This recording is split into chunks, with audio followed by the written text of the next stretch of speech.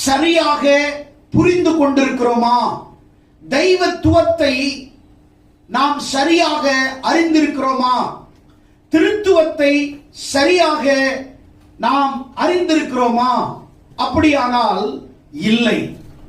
ஏதோ மதவாதிகளாய் வருகிறோம், ஆனால் ஆன்மீகவாதிகளாய் நாம் இன்னும் கன்வெர்ட் ஆகவில்லை. கிறிஸ்தவர்களாய் கன்வெர்ட் ஆகிறார்கள், ஆனால் ஆன்மீகவாதிகளாய் தங்களை கன்வெர்ட் ஆக்கிக் கொள்ளவில்லை.